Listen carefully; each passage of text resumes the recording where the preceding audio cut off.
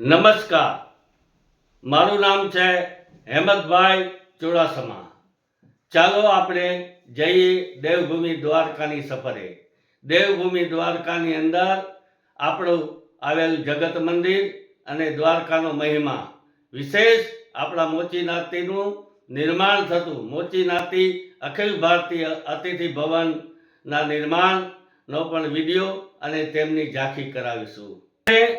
આજે આવ્યા છીએ આ દ્વારકાધીશ જગત મંદિર.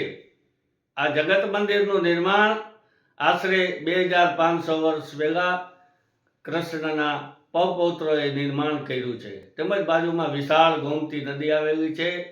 એમાં ગંગા, યમુના, જમના બધી નદીઓનો અહીંયા સંગમ થાય છે. માણસો અહીંયા પિંડદાન કરવા તેમજ અસ્થિ પધરાવા અને અમુક ધાર્મિક પ્રસંગો કરવા આવે છે. અને આપણે દ્વારકાધીશની આ નગરી છે. આ નગરીની અંદર આપણે ધર્મનું ક્ષેત્ર છે. આ દ્વારકા નગરી 4 ધામોનું એક ધામ છે, એક પુરી છે. કહેવાય ને માણસો ગમે એટલી યાત્રા કરે પરંતુ અંતે તો દ્વારકા વર્ષમાં એકવાર કે ગમે ત્યારે જીવનમાં એકવાર અહીંયા દર્શને આવવું જોઈએ.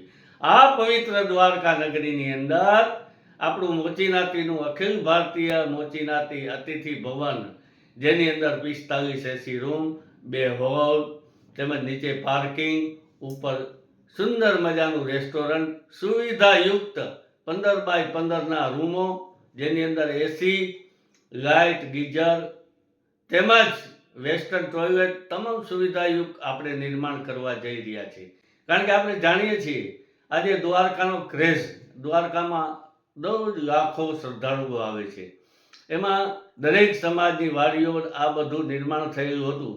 પછી અમારા અતિથિ ભવનમાં આ નિર્માણ કરવા માટે ડૉક્ટર ભગવાનજીભાઈ પરમાર, ગોવિંદભાઈ તેમજ સુરેશભાઈ, આ બધા વડીલો જેને ભગવાને કરોડો રૂપિયા ઘણું આપ્યું છે, એ ધનિષ્ઠ કરોડોપતિ આવા કાર્યકરો પોતાનું દાન આપી, પોતાનો સમય આપીને આ નિર્માણ કરવા, તેની સાથે અમે પણ એક કર્મનિષ્ઠ કાર્યકર તરીકે, પાયાના પથ્થર તરીકે સાથે જોડાયેલા છીએ. એનો મને ગર્વ છે. કારણ કે આ નિર્માણ થતું અતિથિ ભવનની અંદર આ ભારતનું છે, અખિલ ભારતીય મોચી જ્ઞાતિ અતિથિ ભવન. માત્ર ગુજરાતનું કે આ કોઈની મિલકત નથી. ગુજરાતના મોચી સમાજના અમારા ભાઈઓ બહેનો અહીંયા યાત્રા કરવા આવશે, અહીંયા ઉતરશે અને પોતે પોતાના જીવનને ધન્ય અનુભવશે. એ માટે આ નિર્માણ થઈ રહ્યું છે. અને કહેવાય છે ને, 100 મોચી જ્ઞાતિએ અમને ખૂબ જ સહકાર આવ્યો છે. જ્ઞાતિનો સાથ અને જ્ઞાતિનો વિકાસ. એ રીતે અહીંયા આ સુંદર મજાનું ભવ્ય ગુણવત્તાયુક્ત અંદર એક મટીરિયલ એમ કહેવાય ને ગુણવત્તાયુક્ત વાપરવામાં આવ્યું છે. કોઈ પણ પ્રકારની કમી રાખવામાં આવી નથી. તો આપણી ભાવિ પેઢી, આવનાર પેઢીઓ આપણે યાદ કરશે કે આપણા વડવાઓએ સુંદર મજાની કેવું આપણું અતિથિ ભવનનું નિર્માણ કર્યું છે. આજે દ્વારકાની અંદર યાત્રાએ આવીએ ત્યારે રહેવા જમવાની સગવડતા પ્રાપ્ત થાય ને બધાએ આનંદ મેળવે અને દ્વારકાધીશના આશીર્વાદ થાય. આ દ્વારકા નગરી છે, દ્વારકાધીશ છે અને જગત મંદિર કહેવાય. એમાં 52 ગજની ધજા ચડે, એના 7 માળના 7 શિખરો છે.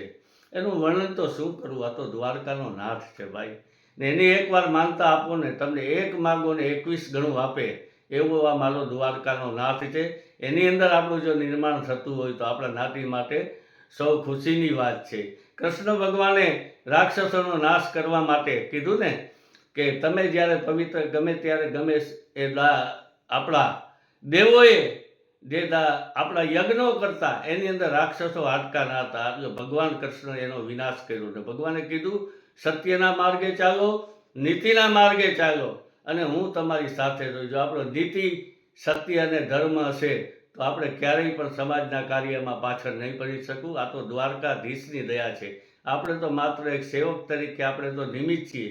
ત્યારે આ નિર્માણનું કાર્ય થઈ રહ્યું છે. તો ચાલો આપણે આપણા બનતા અખિલ ભારતીય મોચી જ્ઞાતિ અતિથિ ભવન નિર્માણની મુલાકાત લઈએ અને અમારા નિર્માણની અંદર જે નિમાયેલા આયોજક, ટ્રસ્ટીગણ અને કાર્યકરો હતા, એની આજ રોજ આપણે સોમવારના રોજ મિટિંગ રાખેલી.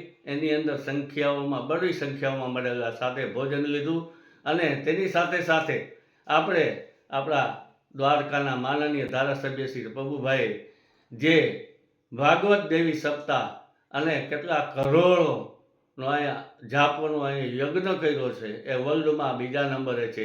એના પણ અમે દર્શન કર્યા અને ધન્યતા અનુભવી. આ તો દ્વારકાધીશની નગરી છે.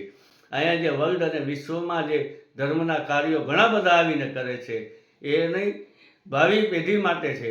અને કીધું ને દ્વારકાધીશે કે તમે સેવાનું કાર્ય કરજો, તમારી ભાવિ પેઢીને પણ દ્વારકાધીશના આશીર્વાદ મળી રહેશે.